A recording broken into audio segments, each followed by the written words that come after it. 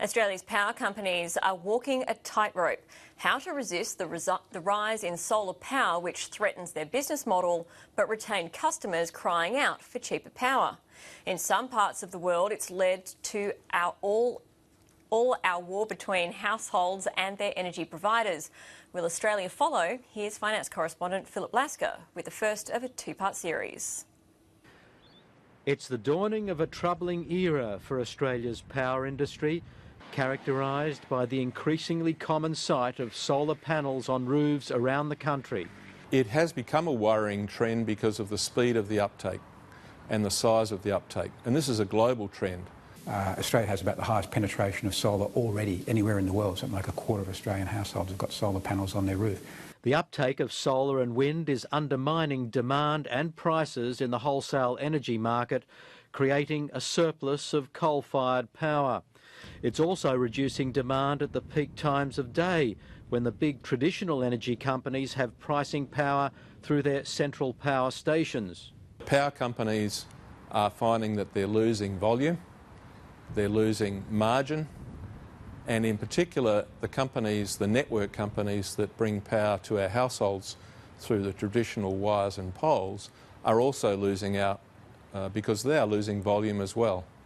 Solar not only cuts demand for conventional energy, but feeds surplus energy back into the grid, which suppliers pay for.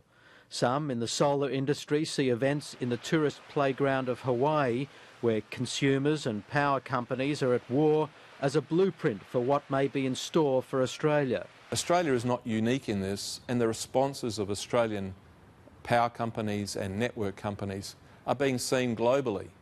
They're trying to put their finger in the dike, if you like.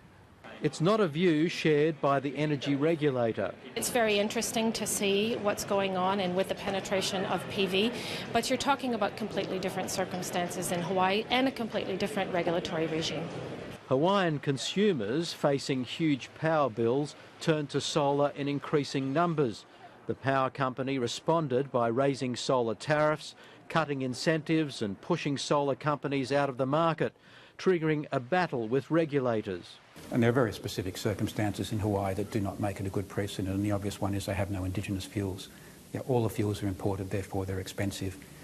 But renewable energy is damaging the traditional business models of energy companies around the world, including Australian operators like AGL, Origin and Energy Australia. Then there are the huge networks to maintain.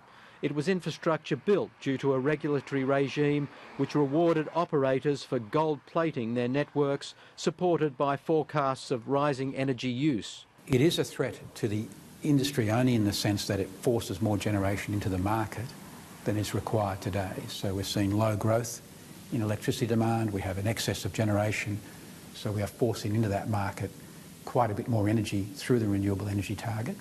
And of course that will have its greatest effect on generators, not necessarily on retailers. Wayne O'Brien makes bench tops for the domestic and commercial markets. He's a big energy user and has bent over backwards to remain competitive, attempting to cut energy costs over the longer term, purchasing the most energy efficient machines and investing in solar. But there's no real payoff from his energy supplier. Whatever we do to combat the energy costs, there seems to be another loophole that comes up where they just move the goalposts and charge us more again. Mr O'Brien says after installing solar and seeing costs fall, his power company changed the tariff to what's called a demand tariff.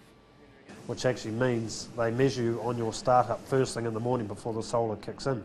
Now, he says, he's barely ahead on energy costs after making his solar investment.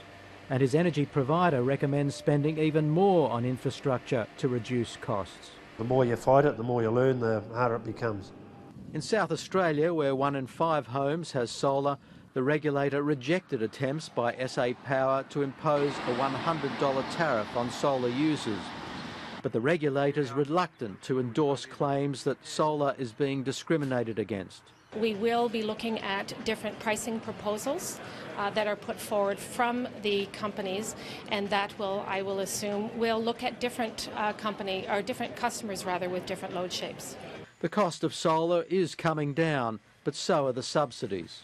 But we believe in the long run, the rate at which costs come down will probably roughly equal the rate at which subsidies have been withdrawn. Solar users say they're helping put less pressure on the grid, but it's not adequately costed. Origin chief Grant King once described solar users as free riders, enjoying subsidies, feed-in tariffs and the benefits of a grid while paying less than other customers. But that hasn't stopped his company from embracing solar through deals that lock in customers for the long term by meeting the costs of installation. Through doing that, they hope to reduce churn, the loss of customers, which then they have to spend money to acquire more.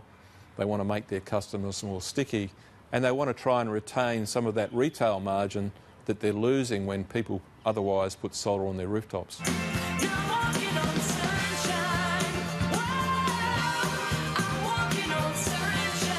If you can't beat them, find a way of joining them.